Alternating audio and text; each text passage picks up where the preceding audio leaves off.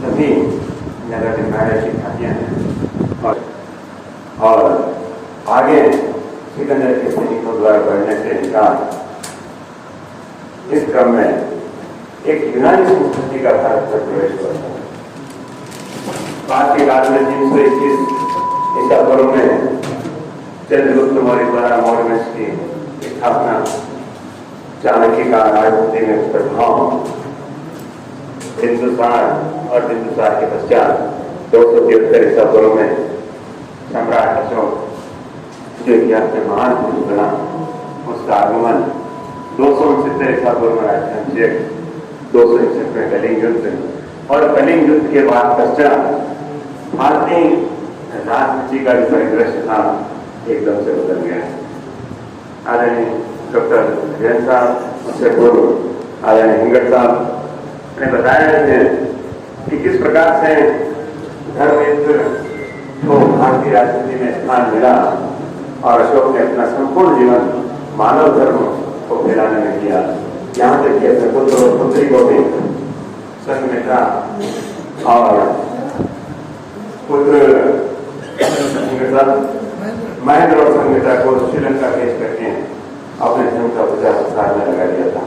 तो भारतीय राजनीति की दशा और दिशा बदलने में एक बहुत बड़ा फैक्टर जो था सम्राट अशोक का था। इसी प्रकार से आजादी से कुछ समय पहले भारत की सामाजिक ताने बाने को सही दशा और दिशा प्रदान करने वाले डॉक्टर भीमराव अम्बेडकर, उनको भी आज हम नमन करते हैं। और बहुत कुछ कहने को है, लेकिन हमारे मध्य डॉक्टर कमल जी नाहर जो हमारे आदर्श हैं, इतिहास पुरुष हैं, और डॉक्टर राजेंद्र सिंह भी जो महाविद्यालय में प्रोफेसर हैं, उन दोनों को हम सुनना चाहेंगे। आप सब इसके लिए बहुत बहुत धन्यवाद कहेंगे। इसी कड़ी में आगे आमंत्रित करना चाहूंगा डॉक्टर सिंह जी को। आप बयान करके विचार अभिव्यक्ति द्वारा हमें अनुप्रेरित करें। डॉक्टर सिंह जी। वरिष्ठ नागरिक मंच और कृति संस्थान के इस महत्वपूर्ण आयोजन में मेरा सौभाग्य है कि इस विराट मंच पर मुझे स्थान दिया और वो भी मेरे से आगे की पीढ़ी के सामने। इस विराट मंच और प्रबुद्ध जन के समक्ष इन दो महान विभूतियों की चर्चा करना मेरे ख्याल से इस नगर को भी समृद्ध करना है और नगर के विचारक यदि हमारे समक्ष है तो और भी ज्यादा दायित्व बढ़ जाता है। ऐतिहासिक सूचनाओं और उन घटनाओं का विश्लेषण तो इतिहासविद नाहर साहब करेंगे ही। मैं साहित्य का विद्यार्थी होने के कारण कुछ दूसरी दृष्टि से भी बात करना चाह रहा हूं। 3 शब्द आपके मस्तिष्क में, अवचेतन में सदैव तैरते हैं। वो 3 शब्द क्या है कि हमारा देश का जो यह मानचित्र है, भूगोल है, यह वर्तमान का भूगोल और मानचित्र अभी का नहीं है। हमारा कुछ अखंड भारत था जिसकी एक शेर के समान प्रतिकृति थी। एक अवचेतन में है आपके। दूसरा शब्द जो आपके मस्तिष्क में है कि हमारा भारत सोने की चिड़िया था। और तीसरा शब्द जो बार बार आप कोशिश करते हैं कि विश्व गुरु था जो इसने दुनिया को ज्ञान दिया था। इसका कालखंड हमारे समक्ष नहीं है। विश्लेषण करने की क्षमता इसलिए नहीं है कि क्योंकि हमारे पास स्रोत नहीं है और हमारा ऐसा वर्तमान नहीं है जिसके माध्यम से हम लोगों को बता सके कि हाँ वही रक्त हमारे अंदर है। अब देखिए, और इस ग्रेगोरियन कैलेंडर को मत देखिए कि 2023 में हम विचरण कर रहे हैं। मैं जो कहानी बता रहा हूं वो उससे भी पूर्व की है। जब महात्मा ईसा का जन्म इस धरती पर नहीं हुआ, उससे पहले भारत का ये तीनों शब्द रेखांकित करने वाला समय है। उसके बाद तो घोर अंधकार काल रहा है। वो ग्रेगोरियन कैलेंडर से 250 वर्ष पहले चले, जिस समय विश्व की एक महान सभ्यता, यूनान की सभ्यता, जिसकी चर्चा अरविंद ने की है, सभ्यता के विचारक कौन है? सुकरात है, प्लेटो है, अरस्तु है, और उनके द्वारा निर्मित सिकंदर है जिसने जगत विजेता की उपाधि हासिल की और पूरी दुनिया को जीतने जाता है। जब झेलम के किनारे पुरुष से युद्ध होता है और उसके बाद उसके पैर लड़खड़ा जाते हैं, उसको पता चलता है कि चंद्रगुप्त मौर्य इस देश का राजा वो है जो मगध का सम्राट है, यदि उससे पाना पड़ेगा तो क्या होगा, और उसकी सम्राट की जो सेना है वो लड़खड़ा जाती है और वापस लौट पड़ती है। यानी ईरान के बॉर्डर तक जिसके भय मात्र से वहां सेना लौट जाती है, हिंदू कुश पर्वत की पहाड़ियों से लेकर बलूचिस्तान, सिंध, पाकिस्तान आज का, और पूरा भारत जो गोदावरी के तट है, और चटगांव जो बांग्लादेश का हिस्सा है, यहाँ तक पूरे साम्राज्य की स्थापना चाणक्य द्वारा निर्मित और चंद्रगुप्त मौर्य द्वारा शासित इस देश का एक विशाल तंत्र बनता है। वह भारत का वास्तविक मानचित्र जो आपका उच्चतम में कहता है। और उस कुल में आगे बढ़िए, उनकी चंद्रगुप्त मौर्य और चाणक्य की गाथाएं फिर भी आपको सुनने को मिलती है, और आज ये विषय से विषयांतर हो जाएगा। बिंदुसार जो उनके पुत्र हैं और वो शासक बनते इस मौर्य साम्राज्य के। बिंदुसार का एक बड़ा सौभाग्य देखिए कि जिसका पिता चंद्रगुप्त मौर्य और पुत्र अशोक महान, दो महान सम्राटों का मध्य जिसके पास है, लेकिन बड़ा उथल पुथल भरा शासन, और उसके शासन में क्या क्या विसंगतियां थी और जिससे अशोक का निर्माण होता है। आप देखिए कि मगध पाटलिपुत्र जो राजधानी है, उसकी दो उप राजधानी है जिसकी चर्चा हेगर साहब ने की है कि अवंतो, ये दोनों उप राजधानियां हैं, लेकिन उसके समय में यहां पर जनद्रोह हो जाता है, विद्रोह हो जाता है, राजद्रोह हो जाता है, और उसको समेटने के लिए जो उनका बड़ा पुत्र है सुसीम, उसको भेजा जाता है। बिंदुसार के 16 पटवानियों के 101 पुत्र, बिंदुसार जो सुसीम सबसे बड़ा वह जाता है तो और ज्यादा विद्रोह करना पड़ता है। उन्हें विद्रोह तो छोड़िए, स्वागत में खड़ी हो जाती है, और जो अशोक कहेंगे वो हम करेंगे। वह अशोक का तक्षशिला उज्जैन पर जिस तरह से जनप्रियता देखी गई, पूरे देश में यह स्थापना हो गई कि अशोक ही भावी सम्राट होना चाहिए। ये जनमत बन गया। जनमत जब बन जाता है तो राजद्रोह क्या करेगा? सिर्फ एक चीज बचती है वहां पर, षड्यंत्र। षड्यंत्र हुआ, चूंकि सौतेला पुत्र है, सुसीम उनका बड़ा पुत्र है, पटरानियों का पुत्र है, तो तय हुआ बिंदुसार के माध्यम से कि अशोक का निर्वासन हो, और अशोक को देश निकाला दिया गया, चला गया, आज्ञाकारी पुत्र है। लेकिन दुर्भाग्य देखिए कि उसकी मां षड्यंत्र की शिकार होती है। उसकी मां की जब हत्या हो जाती है तो उसका रक्त खोल उठता है, और वह मगध पर आक्रमण करके उन स्वयं भाइयों की हत्या करते हैं। समाजवादी पंथ निरपेक्ष गणराज्य की स्थापना करते हैं हम भारत के लोग, और स्थापना करते हैं इसकी लोकतंत्र की, जहां शासक के अलावा कुछ है। आप देखिए कि इस देश को रातों रात, जिस इंग्लैंड के शासन में महिलाओं को कई सालों के संघर्ष के बाद वोट का अधिकार मिला, यहाँ पर 15 अगस्त 1947 की रात को सभी को समान अधिकार मिला।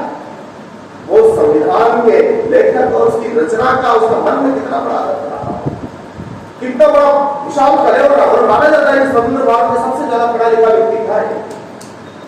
कानून मंत्रालय मिला, अभी आज मैं पढ़ रहा था तो वो तो बड़े अर्थशास्त्री थे, उनकी पीएचडी अर्थशास्त्र हुई। किस रूप में रिजर्व बैंक चलना चाहिए ये उनका सिद्धांत था। वो विदेश पढ़े थे, उनके पास पूरा नॉलेज था, ठीक है, उनकी योग्यताओं का उस समय जरूरत थी। उसको वापस उस रूप में कैसे लाया जाए, उसको कैसे निरूपित किया जाए, वो इस संविधान में 3 शब्द क्या है।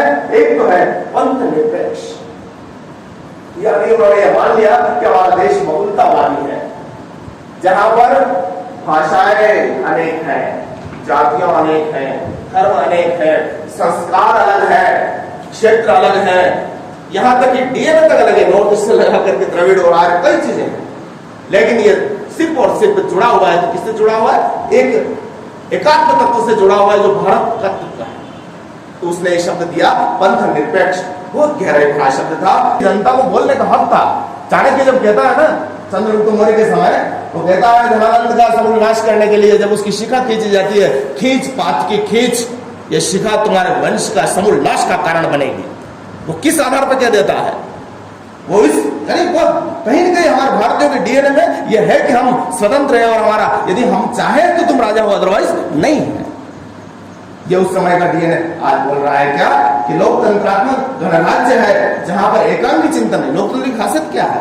मैं कुछ अलग सोचता हूं, आपके विचार कुछ अलग हो सकते हैं, इनके विचार कुछ अलग हो सकते हैं, और सभी को अभिव्यक्ति की आजादी और सबको सुने और उसमें से जो निकष आए उसको स्वीकार कर ले। यही तो है। उस लोकतंत्रात्मक गणराज्य के साथ एक और जो शब्द है वो है संपूर्ण प्रभुत्व संपन्न। हम संपूर्ण प्रभु हैं, यानी हमारे नियंता हम स्वयं हैं। ये बुद्धत्व कहता है, ये जैनत्व कहता है। आपको चलाने वाला कोई नहीं है। यानी संविधान की प्रस्तावना की 3 शब्दों में जब इतनी बड़ी चीजें हैं तो आप कल्पना कर सकते हैं कि इस संविधान के माध्यम से देने वाला व्यक्तित्व कितना महान होगा।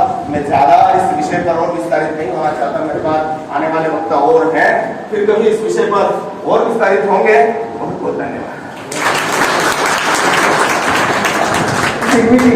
आप अपने आप को साहित्य से मत बांधिए, इतिहास भी आपका एक दूसरा रूप है। एक बार पुनः कर्ता ध्वनि के साथ सिंह जी का अभिनंदन करें। विचार अभिव्यक्ति की कड़ी में आमंत्रित करना चाहूंगा गुरुदेव नाथ साहब को। आप पधारे और अपने विचार अभिव्यक्त कराएं। तो अपनी विचारधारा, अपने पंथ, अपने संप्रदाय, अपने धर्म, अपने दर्शन, अपने साहित्य को अपनाने का पूरा अधिकार है। तो ये अधिकार कैसे मिला, किसने दिया? उस व्यक्तित्व का, उस कृतित्व का जन्म है बाबा साहब भीमराव अम्बेडकर,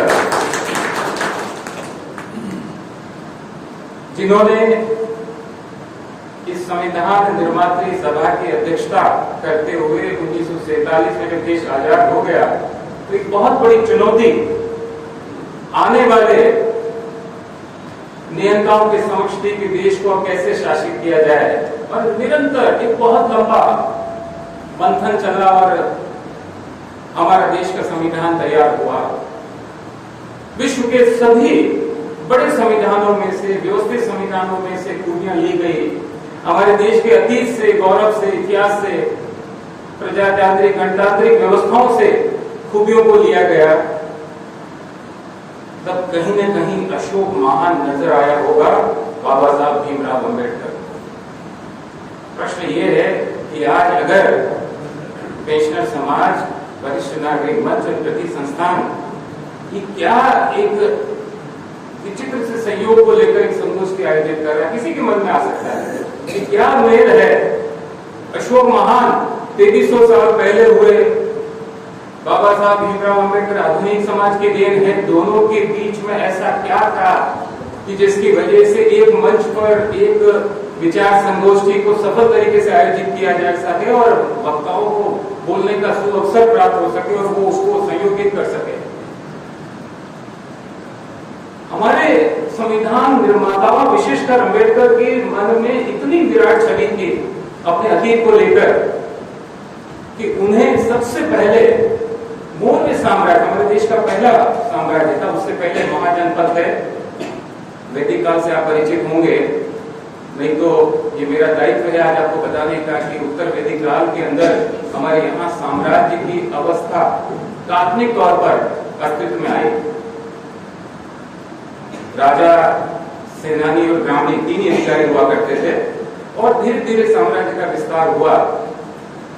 16 महाजनपदों में से सबसे बड़ा महाजनपद बना मगध, जिसकी राजधानी पाटलिपुत्र और जिसका पहला शासक बना चंद्रगुप्त मौर्य। अगर किसी काल में हुई है, राजनीतिक तौर पर जो संगठन है वो किसी काल में हुआ है, प्रशासनिक व्यवस्था सुव्यवस्थित तरीके से किसी काल में चली है, तो वो था मौर्य साम्राज्य, जिसका पहला शासक था चंद्रगुप्त मौर्य, जिसकी चर्चा भी हुई। विदुषार उनके अनुयायी बने और उसके बाद अशोक को दायित्व मिला।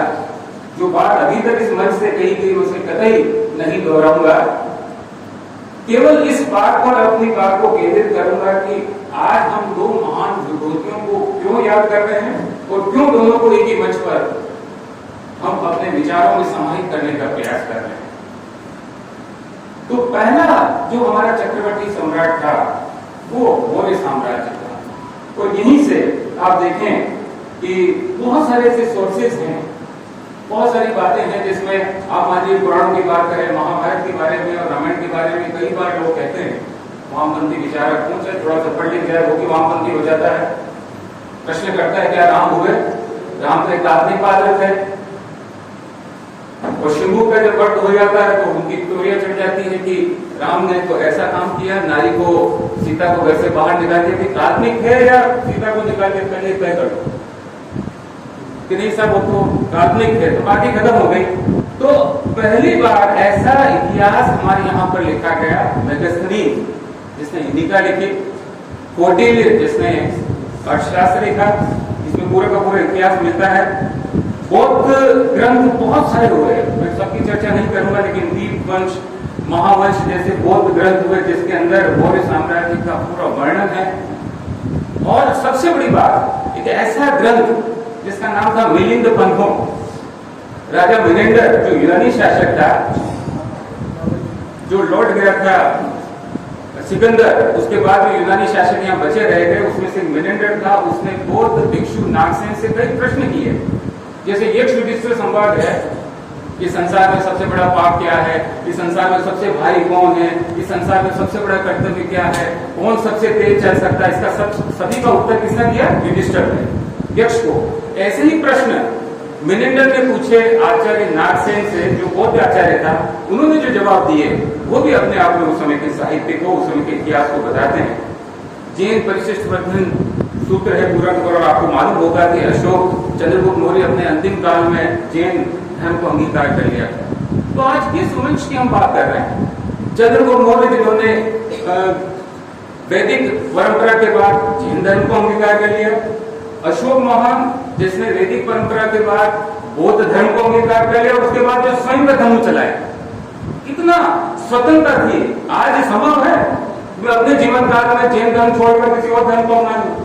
किसी भी महान से महान व्यक्ति के लिए भी संभव नहीं है। वो एक बार जो बन गया जन्म से कि मेरे पिता जैन इसलिए मैं जन्म, मेरे पिता ब्राह्मण इसलिए मैं ब्राह्मण हूँ, मेरे पिता आदिवासी थे मैं आदिवासी हूँ, ताउम्र और मेरे बच्चे बनते चले आएंगे। ये तो है आधुनिक काल। और जिस काल की हम बात कर रहे हैं उस काल में राजा जो पूरी प्रजा का एक आदर्श हुआ करता था, उसको इस स्वतंत्रता थी कि वो चाहे जब अपना धर्मांतरण कर ले। प्रजातंत्र और लोकतंत्र की अवधारणा को महसूस किया। ये बड़े आश्चर्य की बात है कि उस काल में भी अशोक ने प्रजा का ध्यान सबसे पहले रखा। उन्होंने कहा, अपने शिलालेख में लिखते हैं 11वें शिलालेख में, कि अगर मैं आधी रात में सो भी रहा हूं तो यदि प्रजा को मेरी आवश्यकता हो तो मुझे जगाकर वो सूचना मुझ तक पहुंचा देनी चाहिए। ये बात अशोक स्वयं अपने शिलालेख में लिखवाता है। कुल मिलाकर बहुत सारी बातें हैं, विषय इतना विस्तारित है, इतना फलक है। मुझे लगता है कि 5-7 मिनट मुझे हो गए बोलते हुए, अगले 5-7 मिनट में अपनी बात को समाहित करना चाहूंगा। गर्मी का अपना प्रकोप है, हमारे कुल साथियों के आज रोजा भी होगा और मैं नहीं चाहूंगा उसमें कोई बहुत अधिक बाधा बने, लेकिन फिर भी पानी मेकअप सब पानी दीजिएगा। जब एक साधारण चक्रवर्ती, ध्यान दीजिएगा बात पे, साधारण चक्रवर्ती सम्राट को भी मैं साधारण शब्द में इस्तेमाल कर रहा हूँ। बहुत सारे चक्रवर्ती सम्राट हुए, कोई बहुत बड़ी बात नहीं। सिकंदर भी महान हुआ, अकबर भी महान हुआ, अशोक भी महान हुआ।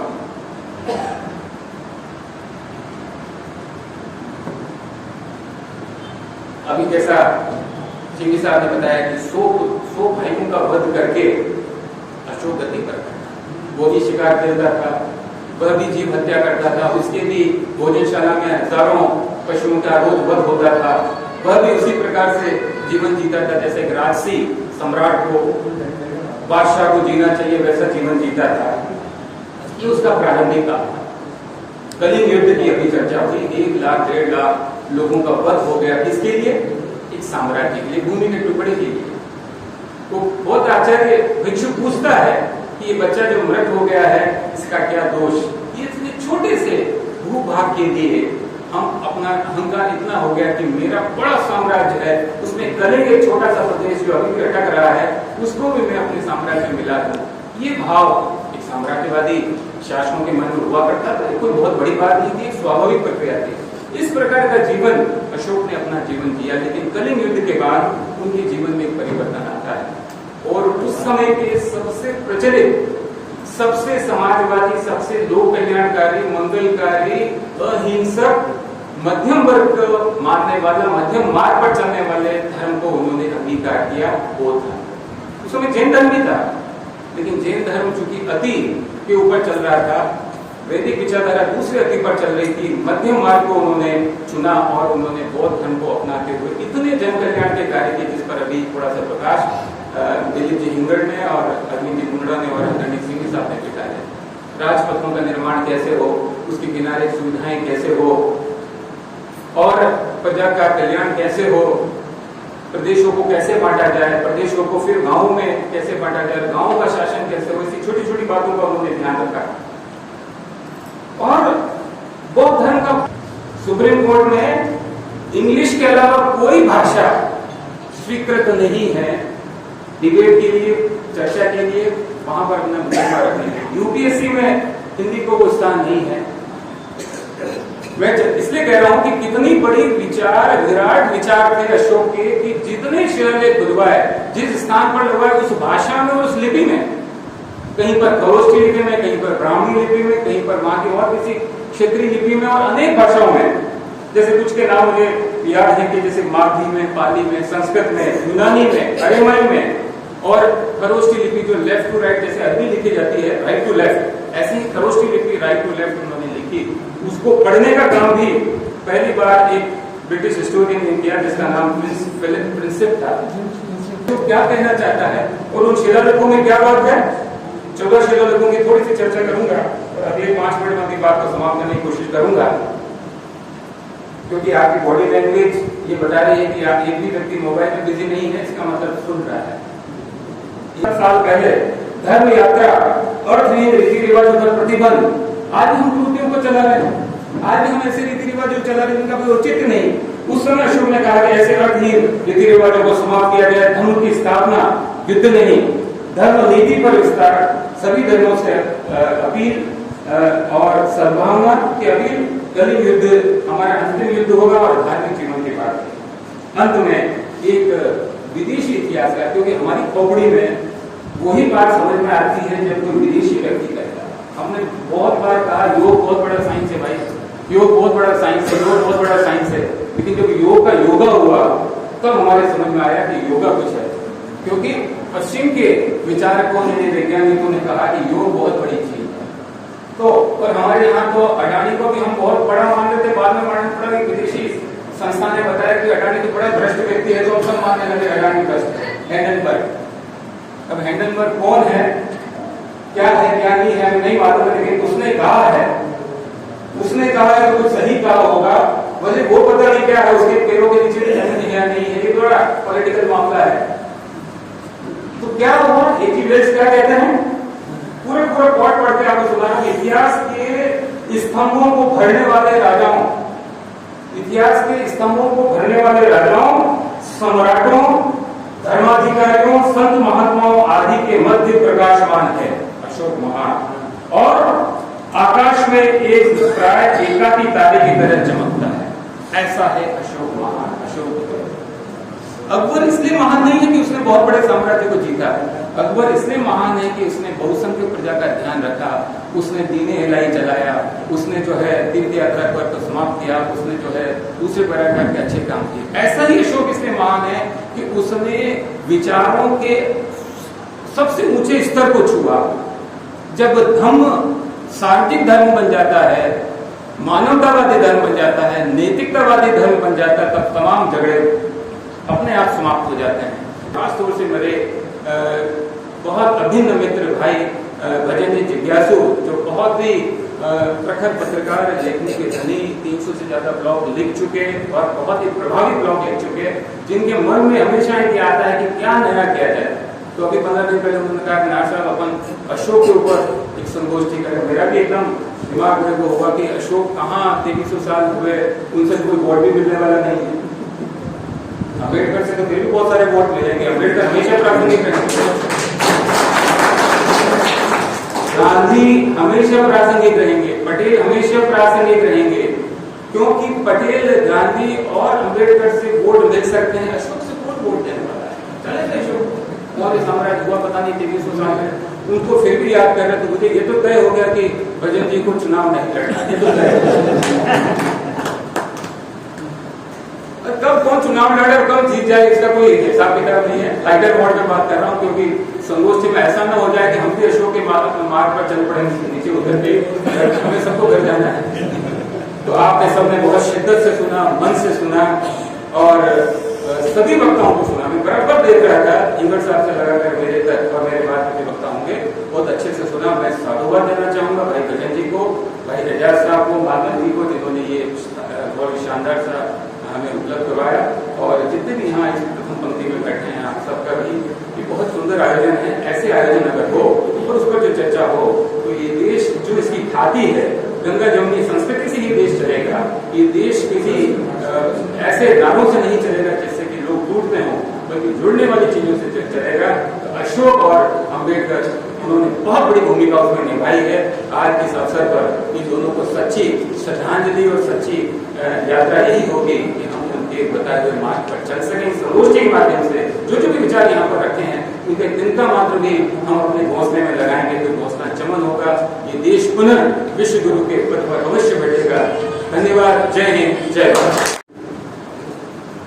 एक दिन एजाज साहब मेरे पास में आए और बोले मुझे, यार ये अशोक सम्राट जो हर घर में है, हर जेल में है, हर सरकारी दफ्तरों में है और हर नेताओं और आम जन के पास में है, आप नोट गिनते हो रोजाना, देते हो लेते हो, क्या होता है उसके? अशोक की मुद्रा होती है। आप सत्य में जयते कहीं लिखा हुआ देखते हो, ये आदर्श वाक्य किसने दिया? अशोक महान ने दिया, सब जानते हैं। ये तिरंगे के ऊपर जो चक्र आप देखते हैं, इसके बारे में भी आपके सबसे बात की, चक्र आप देखते हैं, तो ये चक्र क्या है? ये धर्म चक्र है या एक हमारे राष्ट्रीय चिन्ह है, लेकिन बड़ा प्रभावशाली है। हमने इसका चित्र भी बनाया है यहाँ। इसकी 24 तीनियां हैं इसमें, और हर तीनी एक एक कर्तव्य को, एक एक धर्म को, एक एक अधिकार को, और किस तरह से अपना जीवन यापन किया जाए, जिस ढंग से राजा उसको इंगित करती है। तो जब हम इतना जुड़े हुए हैं इन सब चीजों से, तो फिर हम उन्हें याद क्यों नहीं करते? ये जैसा आपने कहा था, मेरे दिमाग में भी ये बात बैठी। मैंने अपने पिछले जीवन के कुछ, पिछले समय के कुछ प्रश्न उल्टे। ये प्रबोध जी मेरे साथ में बैठे हुए हैं, एजाज साहब मेरे साथ थे। हम लोग एक टूर पे गए थे। टूर था जबलपुर, भोपाल, कान्हा, पचमढ़ी, वहां से होते हुए हम अपने सांची पहुंचे। सांची पहुंच करके हमने जब देखा तो बहुत बड़ा स्तूप, कुछ भी जानकारी मुझे बहुत ज्यादा नहीं थी इसकी, बहुत बड़ा स्तूप बना हुआ है। उसके दो स्तूपों के आगे दो बड़े बड़े तोरण द्वार बने हुए हैं। तोरण द्वारों पे चक्र भी था, शेरों की जो चिन्ह है हमारा राष्ट्रीय चिन्ह वो बने हुए थे, और भी बहुत सारी चीजें थी। तो कई बार फोटोग्राफ की और वो बस ठीक है, घूम के आगे, देख के आगे। जब इन्होंने ये बात कही तो मुझे वो ध्यान आया। मैंने वो पुराने फोटो निकाले और अपनी पुरानी यादों को ताज़ा किया और मैंने एक गाँव लिखा, शायद आप लोगों ने किसी ने पढ़ा होगा। तो बड़ी उत्सुकता हुई, और उसके बाद में हमने बात की, नाहर साहब से बात की, दूसरे सभी मित्रों से बात की कि किस तरह से एक आयोजन करें। तो सबसे बड़ा सवाल यह था कि कब करें। तो इसका हमें पता नहीं था कि इनका जन्मदिन कब होता है। अचानक मुझे गूगल सर्च करते हुए एक खबर दिखाई दी कि बिहार सरकार ने रिसर्च करके सम्राट अशोक महान का जन्मदिन नियत किया है, और रिसर्च किया तो जन्मदिन का पता चला है, और वो 14 अप्रैल को है। तो हमने देखा तो 14 अप्रैल को तो बाबा साहब अम्बेडकर का भी जन्मदिन है। तो हमने कहा ये तो बहुत बढ़िया, सोने में सुहागा हो गया, उनका भी जन्मदिन मनाए और बाबा साहब का भी जन्मदिन मनाए। तो सवाल यह था कि उनका रिलेशन कैसे पैदा हो। नाहर साहब ने बहुत बढ़िया बात कही, उसका बोले रिलेशन तो है। उन्होंने उस समय में प्रजातंत्र व्यवस्था की और इन्होंने संविधान लिखा, तो कितना बड़ा रिलेशन है। हम आज सम्मानित नहीं कर पा रहे हैं, वो कृपया मुझे अभी क्षमा करें। आने वाले समय में और प्रोग्राम करके मैं और भी आप सभी लोगों को बुलाऊंगा और जो कुछ भी हमारे से बन पड़ेगा हम आपका मान सम्मान करेंगे। सबसे पहले मैं जगदीश जी राजौरा को बुलाना चाहता हूँ।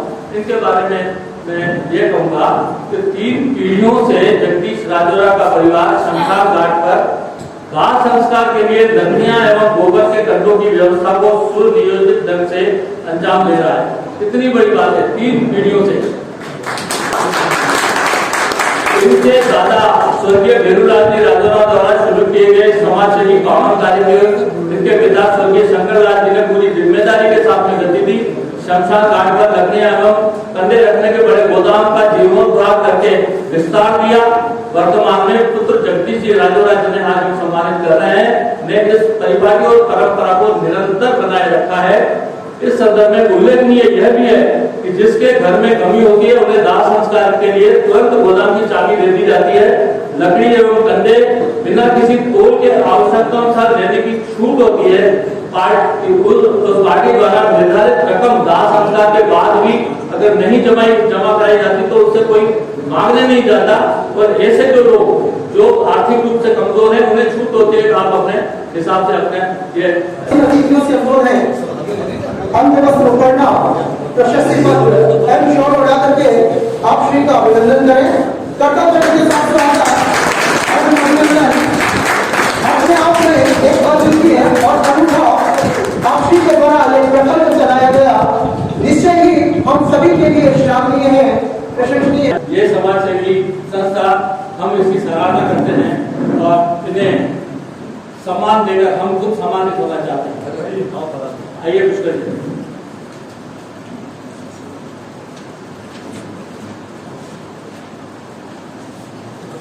जोरदार तालियों के साथ अभिनंदन।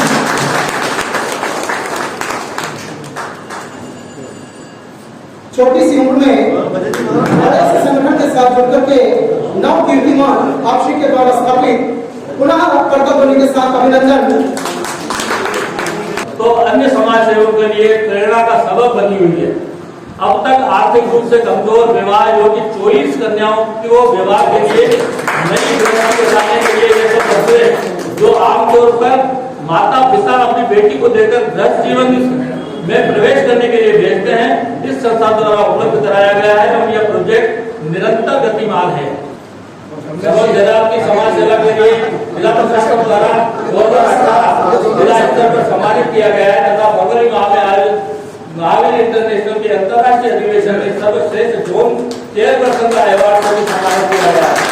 वर्तमान में अखिल भारतीय पर स्थापित जैन काउंसिल नई दिल्ली की महिला शाखा की राष्ट्रीय संगठन मंत्री तथा अखिल भारतीय जैन दिवाकर संगठन समिति की महिला शाखा के राष्ट्रीय उपाध्यक्ष की बहुत शुभकामनाएं।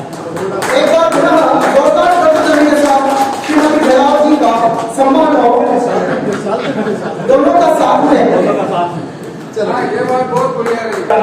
जरूरतमंदों को बकरी का दूध उपलब्ध करवाना, कोरोना के दौर में भोजन के उपलब्ध कराना, आर्थिक रूप से कमजोर बच्चों की फीस जमा कराना और एक बड़ी क्रिकेट प्रतियोगिता आयोजित कर नगर के विकास में अतुलनीय योगदान देने वाले योद्धाओं, शिक्षा शास्त्रियों, खिलाड़ियों, पत्रकारों, राजनीतिक पंडितों आदि को याद करके उन्हें श्रद्धांजलि देना चर्चित और प्रशंसनीय रहा है। कब्रिस्तान के विकास के लिए पिछले 20 वर्षों से 1 लाख करोड़ की तर्ज पर काम करना इनके स्वभाव में है। हालांकि समय समय पर इन्हें समाज के लोगों का सहयोग अवश्य मिलता रहा है। बावजूद इसके इन्होंने कब्रिस्तान में सैकड़ों की संख्या में पेड़ लगाकर शांति और सुकून का वातावरण निर्मित करने में अमूल्य योगदान दिया है। अभिनंदन।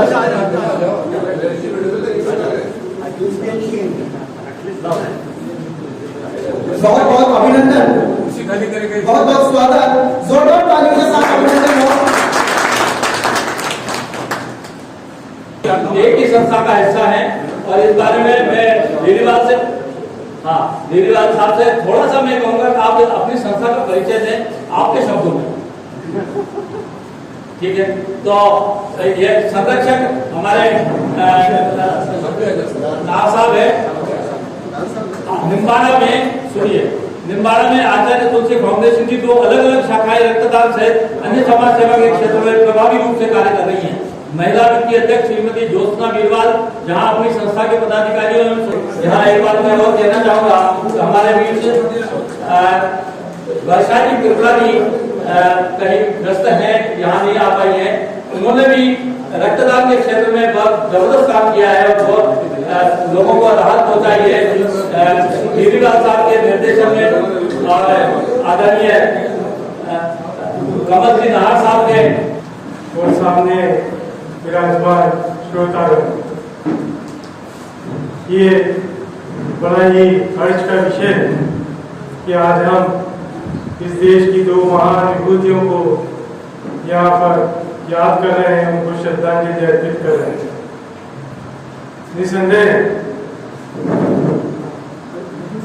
बाबा भीमराव अम्बेडकर को तो हम देखते हैं और आज सुबह से कार्यक्रम चल रहे हैं, लेकिन जो अशोक महान को यहाँ याद किया गया, उसके संदर्भ में जो विचार गोष्ठी रखी गई और यहाँ पे जिन वक्ताओं ने अपनी बात रखी वो बहुत ही ज्ञानवर्धक बातें थी और ज्यादातर यहाँ पे जितने विराजमान श्रोता हैं वो उस ज्ञान से अभिनेक थे, उनको आज ये ज्ञान की प्राप्ति हुई।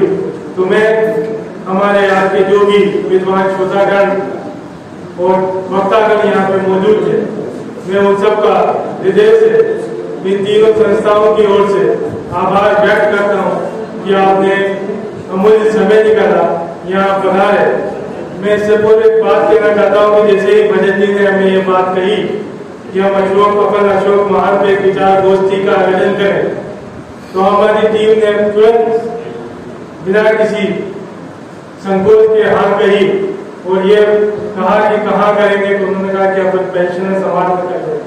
मैंने कहा यदि हमको आवश्यकता होती है तो हम कहीं और भी कर सकते हैं, लेकिन करना चाहिए ताकि हमारी आने वाली नस्लें उनके द्वारा जो इस देश के लिए जो अपनी सर्वोच्च अपना दिया है उसको याद कर सके।